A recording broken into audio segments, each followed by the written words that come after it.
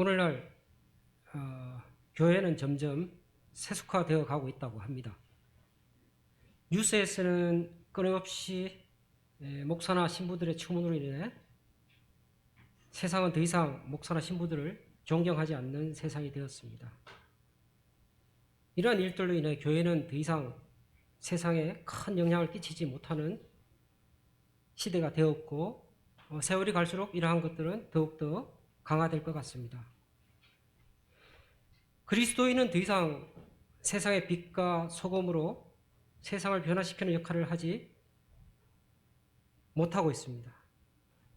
인터넷 세상을 조금만 둘러보면 우리는 타락한 성직자들과 거룩한 삶을 살지 못하는 그리스도인들로 인해서 그들을 향한 비난과 조롱을 보내는 수많은 글들을 보게 됩니다. 언젠가 제가 페이스북에 제가 그리스도인이라는 것을 밝혔을 때 저와 교회와 하나님과 또 예수 그리스도를 비난하는 수많은 댓글이 달리는 것을 보았습니다. 이것이 오늘날 대한민국의 현실입니다. 왜 이렇게 되었을까요? 주님께서 마태복음 5장 13절에서 말씀하셨습니다. 너희는 세상의 소금이니 소금이 만일 그 맛을 잃으면 무엇으로 짜게 하리요? 후에는 아무 쓸데 없이 다만 밖에 버려져 사람에게 밟힐 뿐이니라. 오늘날 교회와 그리스도인들이 세상 사람들에 의해서 밟혀지고 있습니다. 마가복음 9장 50절에 또 이렇게 말씀하고 계십니다. 소금은 좋은 것이로되 만일 소금이 그 맛을 잃으면 무엇으로 이를 짜게 하리요? 너희 속에 소금을 두고 서로 화목하라 하시니라. 주님 말씀에 따르면 소금이 그 맛을 잃어버렸기 때문에, 소금이 그 역할을 못하기 때문에 오늘날 교회와 그리스도인들이 이러한 취급을 받고 있습니다. 소금은 우리 삶 속에서 어떠한 역할을 할까요? 첫째, 소금은 음식의 맛을 내는 역할을 합니다. 우리 교회와 그리스도인들이 세상에 여전히 소금의 역할을 하고 있다면 우리 교회의 역할로, 그리스도인들의 역할로 여전히 세상은 살아볼 만한 아주 맛있고 행복한 세상이 될 수가 있습니다. 하지만 그렇게 하지 못하고 있습니다. 소금은 또한 음식의 맛을, 여러 가지 양념이 섞여 있는 음식의 맛을 조화롭게 하는 역할을 하기도 합니다. 우리 교회가 교회로서의 역할을 제대로 하고 그리스도인이 그리스도의 역할을 제대로 한다면 세상은 현재 우리가 겪고 있는 것처럼 이 수많은 갈등과 싸움이 아니라 조화와 균형이 이루어지는 그런 세상이 될 수 있을 것이라고 생각합니다. 또한 소금은 식품이 썩지 않게 하는 방부제 역할도 합니다. 우리 그리스도인들이 세상을 썩지 않게 하는 그런 방부제 역할을 해야 되는데 역할이 많이 부족한 것 같습니다. 소금은 또 더럽고 부정한 것을 쫓아내는 역할을 합니다. 과연 오늘날 교회와 저희 그리스도인들이 이런 역할을 하고 있을까요? 소금이 우리 체내에서 약 0.9% 농도로서 세포의 질을 항상 유지시켜주는 역할을 합니다. 우리 몸속에 소금이 조금, 이 0.9%에서 조금만 부족하게 되면 현기증이 일어나고 탈진감이 생기고 좀 더 심해지면 감각을 전혀 느끼지 못하게 되는 상태까지 가게 됩니다. 우리는 지금 현기증의 단계에 있는가요? 아니면 탈진감을 느끼는 단계일까요? 아니면 아무 감각도 느끼지 못하는 단계에 와 있을까요? 교회가 그리스도인이 세상에서 소금으로서 그 역할을 하지 못하기 때문에 오늘날 세상은 갈등의 끝을 향해 날카롭게 달려가고 있습니다. 세상은 부정부패가 판을 치고 있고 그럼에도 불구하고 사람들은 이러한 일들이 부끄러운지 잘 모르고 살아가고 있습니다. 이러한 이유로 오늘 저는 여러분과 함께 그리스도인의 삶이란, 즉 달리 얘기해서 거룩한 삶에 대해서 함께 나누기를 원합니다. 주 예수님의 은혜로 하나님의 자녀가 되고 주님의 제자가 된 저희들에게 주님은 하나님을 사랑하는 일과 복음을 전하는 일 외에 추가로 거룩하게 살라고 말씀하셨습니다. 레위기 21장 44절에서 하나님께서 말씀하셨습니다. 나는 여호와 너희의 하나님이라. 내가 거룩하니 너희도 몸을 구별하여 거룩하게 하고, 또 이 말씀을 받아서 베드로전서 1장 16절에 동일하게 말씀하고 계십니다. 기록되었으되 내가 거룩하니 너희도 거룩할지어다 하셨느니라. 자, 그러면 우리는 생각해 보아야 됩니다. 그리스도인이 어떻게 사는 것이 거룩한 삶일까? 보통 우리가 거룩한 삶을 생각하면 이러한 단어들을 생각합니다. 하나님을 사랑하고, 예수님을 사랑하고, 복음 전하고, 말씀 보고, 기도하고, 찬송하고, 이 모든 것이 포함됩니다. 하지만 여기에 하나 빠져 있는 것이 있습니다. 우리가 실제적으로 세상을 살아가는 데서 매우 중요한 삶의 자세입니다. 거기에 대해서 주님께서는 새 계명이라는 이름으로 이렇게 말씀하셨습니다. 요한복음 13장 34절 35절에서 새 계명을 너희에게 주노니 서로 사랑하라. 내가 너희를 사랑한 것 같이 너희도 서로 사랑하라. 너희가 서로 사랑하면 이로써 모든 사람이 너희가 내 제자인 줄 알리라. 그런데 이 사랑한다는 게 참 어렵습니다. 주님이 우리를 사랑한 것 같이 우리도 서로 사랑하라고 하는데, 문제는 주님이 우리를 사랑한 것 같이 사랑하라고 하십니다. 주님이 우리를 사랑한 크기는 주님의 목숨을 내어놓고 우리를 사랑하셨습니다. 근데 우리는 실질적으로 삶 속에서 서로를 위해서 목숨을 내어놓을 수는 없습니다. 가끔 가족을 위해서 목숨을 내어놓을 수 있을지 모르지만 그것도 쉬운 일들은 아닙니다. 근데 주님은 이러한 것들 새 계명으로 주셨습니다. 그럼 어떻게 해야 될까요? 저 자신 역시 지난 30여 년 동안 하나님을 믿고 난 다음에 늘 이것이 숙제였습니다. 하나님의 백성으로서, 하나님의 아들로서, 예수님의 제자로서 어떻게 살아야 할까? 어떻게 살면 하나님과 예수님을 영화롭게 할 수 있을까? 거룩한 삶에 대한 문제요, 성화에 대한 문제였습니다. 벌레만도 못한 인생을 살아오던 내가 어떻게 해야 하나님의 부르심에 따른 삶을 살아갈 수 있을까? 이거는 저의 숙제이면서 또한 여기 함께 앉아 계신 모든 성도님의 숙제일 것입니다. 성경에서 우리의 존재에 대해서 이렇게 말씀하십니다. 그러나 너희는 택하신 족속이요 왕 같은 제사장들이요 거룩한 나라요 그의 소유가 된 백성이니 이는 너희를 어두운 데서 불러내어 그의 기이한 빛에 들어가게 하신 이에 아름다운 덕을 선포하게 하려 하심이라. 우리를 향해서 왕 같은 제사장이라고 말씀하십니다. 그러면 저희는 실제 왕과 같은 삶의 모습을 보여주어야 합니다. 거룩한 제사장의 삶을 보여주어야 합니다. 우리를 향해서 거룩한 나라라고 했습니다. 거룩한 나라이면서 거룩한 나라를 살아가는 백성이라고 했습니다. 거룩한 나라를 살아가는 거룩한 백성은 거룩하게 살아야 합니다.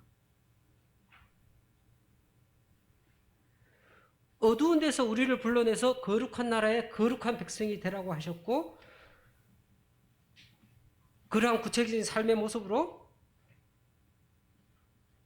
우리의 아름다운 덕을 세상에 선포하기를 원하신다고 하셨습니다. 뭐 어떻게 사는 것이 우리 아름다운 삶을 세상에 선포하는 것일까요?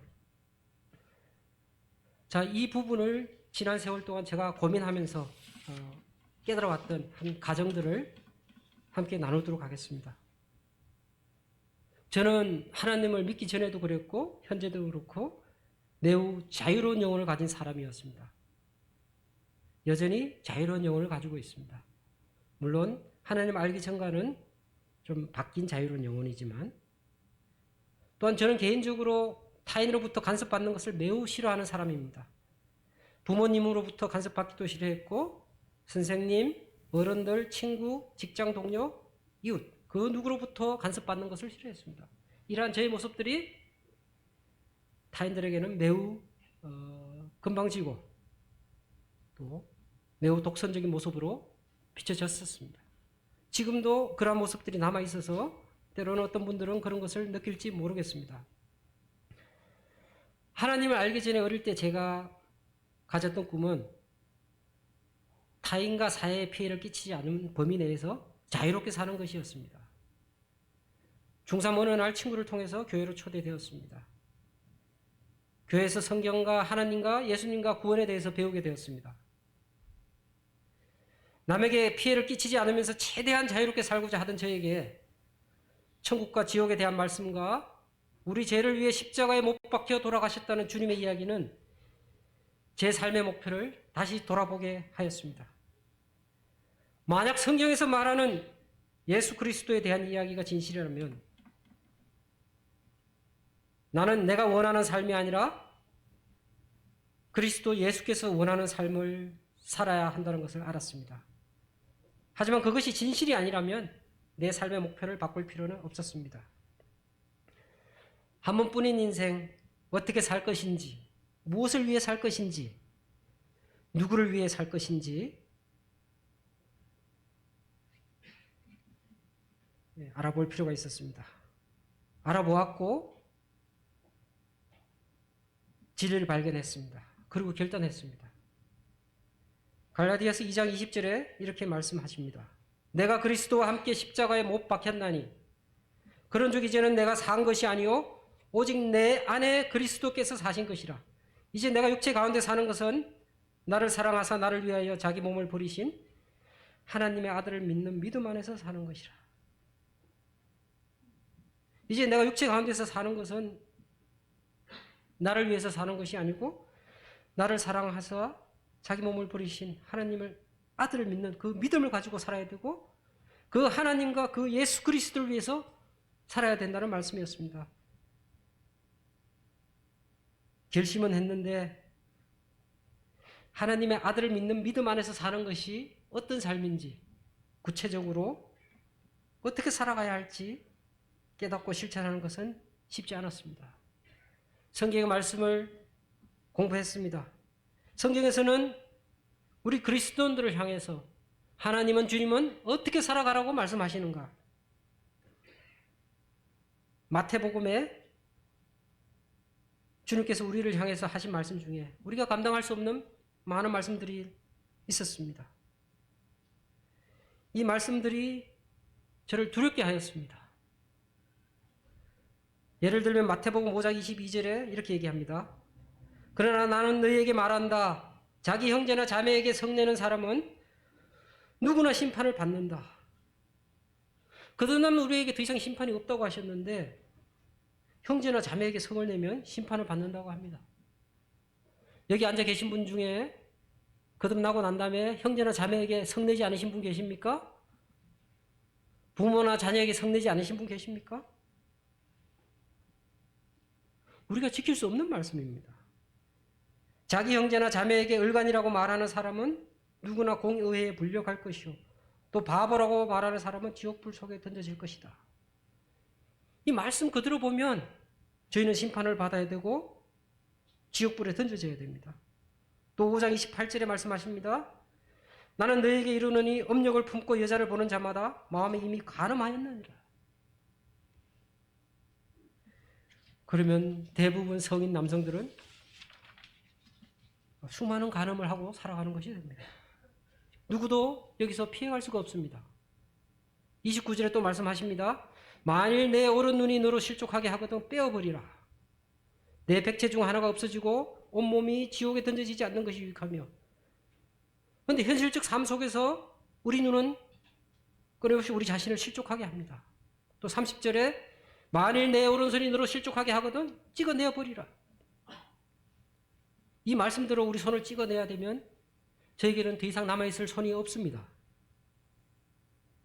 39절에서 악한 자를 대적하지 말라. 누구든지 내 오른쪽 뺨을 치거든 왼편도 돌려대며. 저는 그렇게 하지 못합니다. 속옷을 가지고자 하는 자에게 겉옷까지 줘라. 그렇게 하지 못합니다. 오리를 가자 하면 힘들가라. 하지 못하고 여전히 할 수 없습니다. 내게 구하는 자에게 주며 내게 꾸고자 하는 게 거절하지 마라. 그런 삶을 살지 못하고 있습니다. 나는 너에게 이르노니 너희 원수를 사랑하며 너희를 박해하는 자를 위하여 기도하라.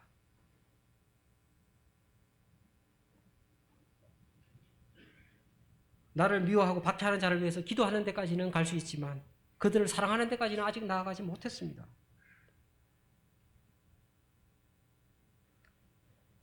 그리고 마지막 5장 48절에서 그러므로 하늘에 계신 너희 아버지의 온전하심과 같이 너희도 온전하라. 하나님의 온전하심 같이 우리 자신도 온전하라고 하십니다.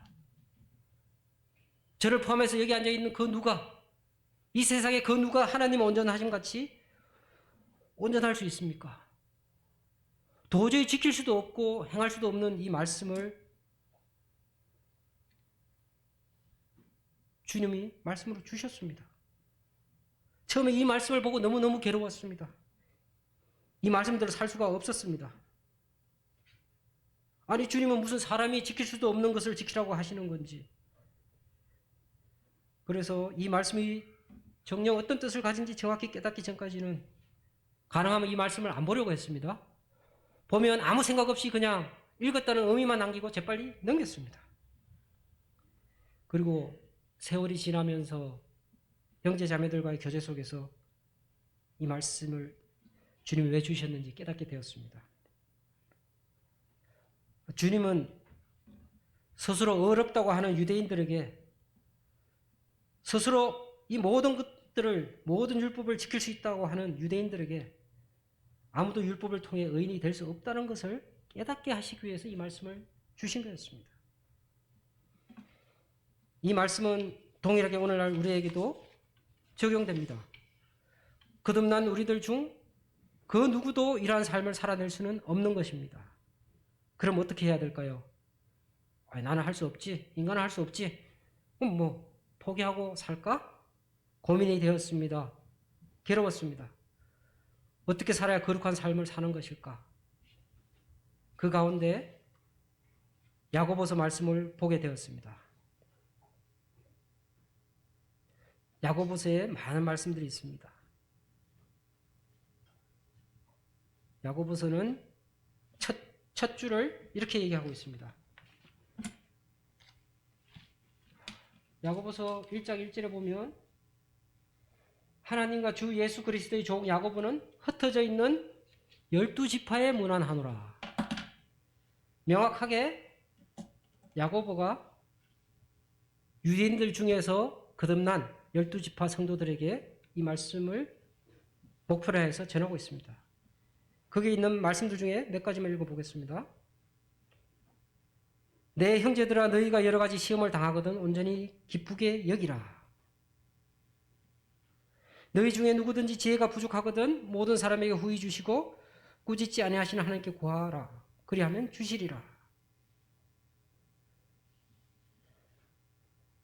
그 다음에 낮은 형제와 부한 자에 대해서 말씀하십니다. 낮은 형제는 자기의 높임을 자랑하고 부한 자는 자기의 낮음을 자랑할지니 이는 그가 풀의 꽃과 같이 지나갑니다. 오늘 저는 야고보서의 말씀 하나하나를 풀려고 하는 것은 아닙니다. 이 야고보서에 나와 있는 말씀은 그리스도인들이 실제적으로 현실을 살아가면서 삶을 살아가면서 믿음에 대해서 지혜에 대해서 또 가난한 사람은 어떻게 살아가야 되는지 부한 사람은 어떻게 살아가야 되는지 우리가 시험을 당했을 때 어떠한 태도를 취해야 하는지 또 말씀을 들음과 행함에 대해서 어떻게 해야 되는지 아주 구체적으로 말씀을 해주고 계십니다. 실제 이 야고보서의 말씀대로 우리가 살아갈 수 있으면 정말 멋진 삶입니다. 내 자신이 스스로 프라이드를 느낄 수 있고 이대로 살아가는 형제 자매를 보면 다른 형제 자매들도 그 형제 자매를 존경하지 않을 수 없습니다. 어떤 교회에 많은 성도들이 이 야고보서의 삶처럼 살아간다면 그 교회는 그 지역에서 칭찬받을 것이고 그것이 커지면 그 나라에서 그리스도인들이 칭찬받고 그러면 주님께서 말씀하신 세상의 소금으로서 역할이 살아나게 될 것입니다. 그런데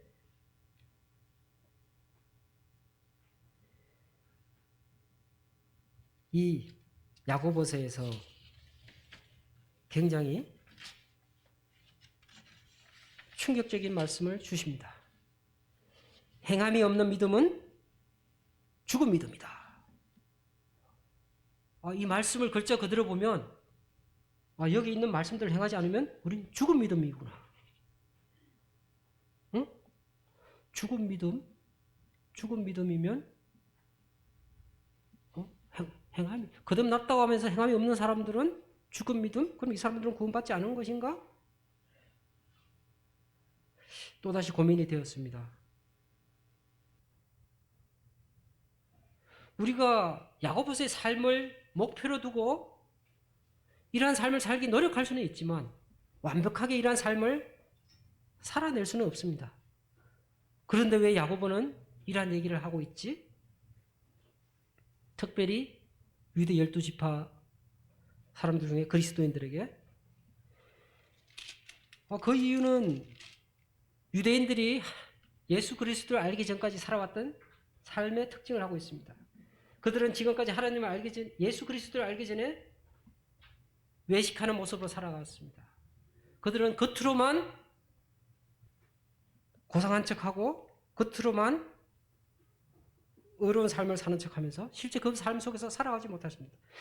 그러한 삶을 살아왔던 유대인들이 그런 유대인들에게 다시 은혜만 강조하게 되면 기존의 삶에 익숙해 있던 유대인들은 은혜로 받은 거기 때문에 우리가 굳이 선한 삶, 사랑하는 삶, 내 목숨을 버려가면서 사랑하는 삶 이런 삶을 살 필요가 없겠구나.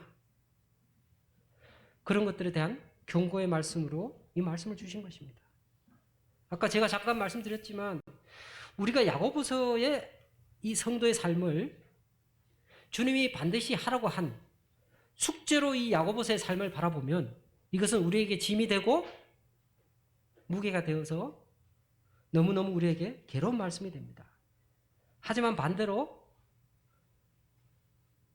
어떻게 사는 것이 주님 안에서 하나님 안에서 주님의 제자로서 하나님의 거룩한 백성으로서 살아가는 모습일까?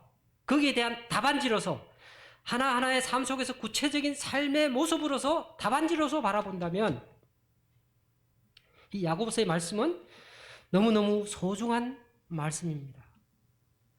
우리가 시험을 치면 100점을 맞을 수는 없죠. 그런데 열심히 공부하고 노력하면 어떤 사람은 100점을 맞고 어떤 사람은 95점을 맞고 어떤 사람은 90점, 80점을 맞기도 하고 어떤 사람은 70점을 맞기도 합니다. 근데 우리가 최선을 다했는데 50점밖에 못 받은 사람을 욕할 수 있을까요? 내 자녀가 열심히 공부했는데 점수가 50점밖에 안 나왔어요. 내가 정말 열심히 공부하는 걸 봤는데 50점밖에 안 나왔어요. 부모된 우리 형제 자매님들은 그런 자녀를 야단칠 수 있습니까? 저는 내 자녀가 정말 열심히 공부했다면 점수가 몇 점이 나왔든지 그 최선을 다해서 나온 그 결과를 칭찬해 줄 것입니다. 이 말씀을 보면서 야고보서가 우리에게 주어진 숙제가 아니고 거룩한 삶을 살아가는 성도에 대한 구체적인 삶을 보여주면서 답안지를 보여주신 거구나. 요 답안지대로 살아가면 우리가 거룩한 삶을 살아간다고 할 수 있구나. 그리고 요 답안지 중에 하나하나를 맞추는 삶을 살아갔을 때 우리가 느낄 기쁨과 하나님과 주님께서 기뻐하실 그 부분에 포커스를 맞추신다면 이 야고보서의 말씀이 우리가 더 이상 외면하고 싫어하고 도망가야 될 말씀이 아니라 살아가다가 내가 거룩한 삶을 살아가고 있나? 이 중에 몇 가지 거룩한 삶을 지키고 있지? 늘 매일매일 삶 속에서 야고보서를 보면서 답안지를 맞춰보는 겁니다. 이 거룩한 삶 중에 난 몇 가지를 지키고 있지? 못 지킨 거에 대해서 제약을 느끼시라는 게 아닙니다. 이 중에 내가 이걸 지금 못하고 있구나. 내일은 이걸 더 노력해야 되지.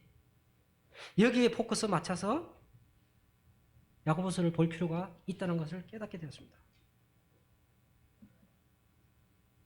마태복음에서 주님께서 말씀하신 것은 주님의 기준에서의 어려운 삶을 가지고는 도저히 인간이 지킬 수 없다는 것을 깨달았고, 야고보서를 통해서는 거룩한 삶을 살기 위해서 우리가 해야 되는 구체적인 답안지를 보면서 비로소 마태복음에 나와 있는 산상보훈의 삶이 이해가 되었습니다.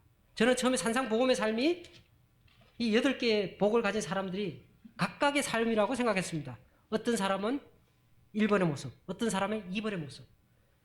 그런데 이 야고보서에서 주님께서 보여주신 거룩한 삶의 답을 보면서 산상보훈에서 보여준 이 8가지 복을, 각각의 삶에 대해서 8가지 복을 받겠다는 이 삶은 우리가 주님을 믿고 하나님의 자녀가 되고 난 다음에 우리의 성장의 단계를 보여주시는 거구나. 예를 들어볼까요? 첫 번째 5장 3절에 심령이 가난한 자는 천국이 저희 것이며, 심령이 부유한 자는 말씀에 귀를 기울이지 않습니다. 심령이 부유한 자는 주님의 복음에 귀를 기울이지 않습니다. 말씀을 보지 않고 주님의 복음에 귀를 기울이지 않는 사람이 어떻게 천국을 얻을 수 있겠습니까? 자, 그래서 우리는 처음에 마음이 가난한 자의 단계로 접어듭니다. 이 마음이 가난하게 되면 그 다음 4절에서 애통하는 자가 되게 됩니다. 왜? 마음이 가난해지고 주님의 말씀을 보고 복음을 들으니까 내가 죄인이구나, 이걸 깨닫게 됩니다. 내가 죄인이라는 걸 깨닫게 되면 어찌 하나님과 주님 앞에서 애통하는 마음이 생기지 않겠습니까? 우리 거듭난 성도는 최소한 이 애통하는 자의 단계까지는 모두 나아가신 것입니다. 그 다음에 5절에서 온유한 자에 대해서 얘기하고 있습니다. 내가 죄인임을 깨닫고 내 죄 때문에 주님이 돌아가신 걸 깨달은 내가 얼마만큼 내가 죄인이라는 걸 깨달았으면 남 앞에서 내가 겸손하지 않을 수가 있겠습니까? 남 앞에서 어떻게 큰 소리 칠 것이며 다른 사람에게 어떻게 잘난 척을 할 수 있겠습니까? 우리가 그런 단계가 가면 당연히 온유해질 수밖에 없습니다. 주님의 사랑을 깨닫고 주님의 은혜를 깨닫고 여전히 내가 죄인인데도 불구하고 그 은혜로 의인으로 살아갈 수 있다는, 하나님의 거룩한 자녀로 살아갈 수 있다는 것을 깨닫게 된다면 어찌 우리가 타인을 향해서, 내 주변의 형제 자매를 향해서 온유하지 않게 될 수 있겠습니까? 그 다음 온유한 단계까지 나아가게 됩니다. 그 다음에 우리가 온유하게 되면 이제 우리의 포커스는 내가 살아가는 집, 내가 살아가는 직장, 내가 살아가는 친구들과 교회 속에서 하나님의 의가 이루어지고 있는지, 내가 하나님의 의를 행하기 위해서 살아가고 있는지, 내가 속한 사회와 집단 속에서 하나님의 의가 이루어지고 있는지, 그 의로운 삶을 내가 방해하고 있지는 않는지, 그런 것에 우리의 초점을 맞추게 됩니다. 이것이 우리가 4번째 단계로 성장하게 되는 겁니다. 그 다음에 주님의 의를 구하게 되면 우리의 성장은 타인을 긍휼히 여기는 마음으로까지 나아가게 됩니다. 자, 긍휼히 여기는 마음 다음에 마음이 청결한 자가 나옵니다. 생각해 보십시오. 심령이 가난해져서 주님을 믿었습니다. 내가 죄인이라는 것을 깨달았습니다. 애통하는 마음이 생겼고 내 삶 속에서 하나님과 예수 그리스도의 의가 이 땅에 이루어지기를 소망하는 마음이 있습니다. 그런 마음이 있다 보니까 내 주변의 사람들을 긍휼하게 여깁니다. 이런 사람이 마음이 탁할 수가 있을까요? 마음이 깨끗하지 않을 수가 있을까요? 물론 긍휼히 여긴다고 해서 바로 청결하게 되는 건지는 아니지만 이 긍휼히 여기는 단계까지 오면 그 다음 우리는 깨끗한 마음을, 산화하는 마음을 가질 수 있게 됩니다. 저는 개인적으로 여러분은 어떻게 생각할지 모르지만 긍휼히 여기는 마음까지는 삶 속에서 자연스럽게 되는 것 같아요. 그런데 아무리 내 자신을 돌아봐도 깨끗한 마음까지는 아직 다가오지 못한 것 같아요. 제 자신이. 그 다음에 우리가 하나님을 향해서 청결한 마음을 가지게 되면 그 다음에 우리가 할 수 있는 역할이 세상 속에서 교회 속에서 우리가 할 수 있는 능력이 어디까지 나아가게 되냐면 세상을 합평케 하게 하는 자가 된다고 합니다.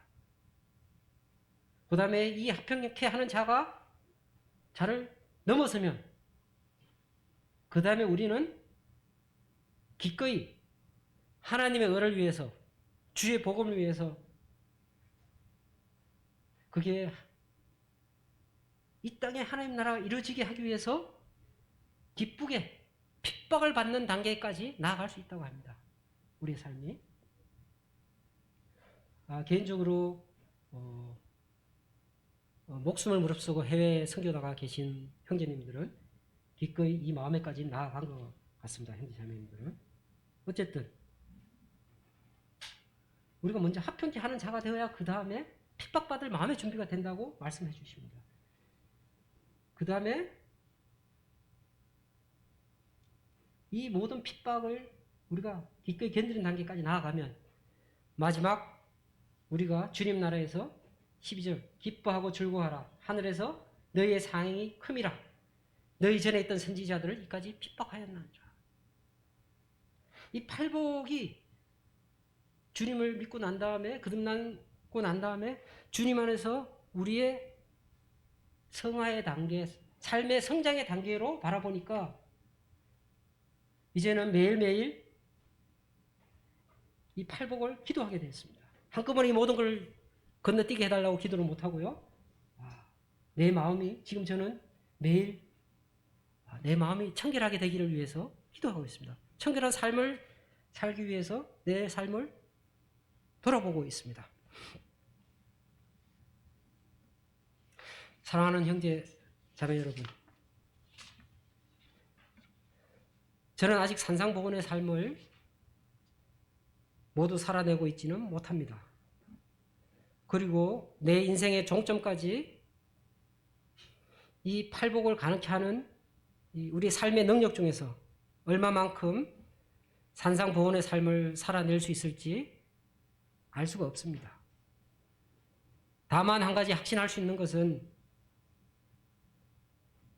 제 자신이 또 우리가 성령을 의지하여 이러한 산상복원의 삶, 이러한 성장하는 삶을 우리가 사모한다면 또 야고보서에 나와 있는 거룩한 삶으로서의 그 답안지를 매일매일 들여다보면서 그 답을 맞추기 위해서 우리가 노력한다면 우리가 그 중에 10%를 이루었던 20%를 이루었던 그 크기와 상관없이 언젠가 우리가 주님을 만나는 날 주님께서 저와 여러분을 칭찬하실 것이라고 확신합니다.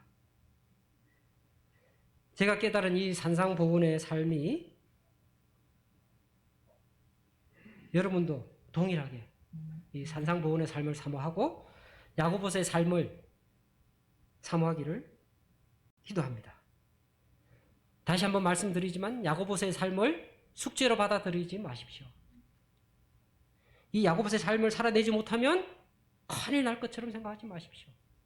단지 이 야고보서의 삶, 산상복원의 삶의 성장의 이 단계를 우리가 이루어갈수록 먼저는 내 자신이 그 큰 기쁨과 은혜를 느낄 것입니다. 그 다음에 주님께서 기뻐하시고 언젠가 이로 인해서 우리가 칭찬을 받을 것이라는 것입니다. 우리는 살아가면서 내 자신의 삶과 다른 형제 자매의 삶을 비교하면서 살아갈 때가 많습니다. 내 삶이 다른 형제 자매들에 비해서 많이 부족할 때 우리는 괴로워합니다. 그런데 우리가 나의 삶과 다른 형제 자매의 삶을 가지고 그 차이로 인해서 괴로워할 때 저 역시 이러한 괴로움을 겪었고 또 고통스러워했습니다. 어느 날 한 형제님과의 교제 속에서 이런 말씀을 들었습니다. 사람은 그 믿음의 크기만큼 행하게 됩니다. 믿음이 큰 자는 크게 행하고 믿음이 작은 자는 작게 행할 것입니다. 하지만 크게 행하는 자만 믿음이 있는 자는 아닙니다. 작게 행하는 자는 믿음이 없는 자인 것은 아닙니다, 형제님. 다만 우리가 기억해야 할 것은 우리의 믿음이 장성하기를 사모하고 힘쓰는 것이 매우 중요하다는 것입니다. 주님께서는 우리의 믿음이 성장하고 또 우리의 믿음이 성장하기 위해서 사모하는 그 모습을 아름답게 보신다는 것입니다. 다시 한번 여기 계신 모든 형제 자매님들이 믿음의 장성한 분량에 이르기까지 성장하기를, 또 이러한 마음을 사모하는 마음을 주시기를 기도합니다. 마지막으로 한 말씀을 더 보태겠습니다. 거룩한 삶을 살아낼 자신이 없어서 또는 반드시 거룩한 삶을 살아야만 거듭난 그리스도인이라고 생각해서 값없이 주신 주님의 은혜의 구원에 대한 확신을 미루고 있는 청년들과 학생들을 가끔 주변에서 봅니다. 내가 지금 나는 살아계신 하나님을 믿습니다. 나는 성경의 이 모든 말씀을 믿습니다. 나는 내 자신을 위해서 십자가에 돌아가신 예수 그리스도를 믿습니다. 그분이 값없이 주신 그 은혜의 구원을 믿습니다. 하지만 현재 내가 살고 있는 내 자신의 모습을 보니까 갈라디아서의 그 고백을 나의 고백으로 하여서 내가 주님을 나의 구주로 받아들입니다는 이 결단을 하지 못하겠습니다. 또는 지금 잠시 잠깐은 이렇게 살아낼 수 있지만 내 삶 동안 계속 그러한 삶을 살아낼 자신이 없기 때문에 나는 그러한 고백을 하지 못하겠습니다 하는 청년들과 학생들을 제 주변에서 발견합니다. 혹시 이 자리에 이러한 청년 학생들이 계시다면 야고보서에서 주님이 보여주신 성도의 삶은 우리가 사모해야 하는 하나님 자녀로서의 아름다운 삶이지, 육신을 가지고 세상을 살아가는 우리가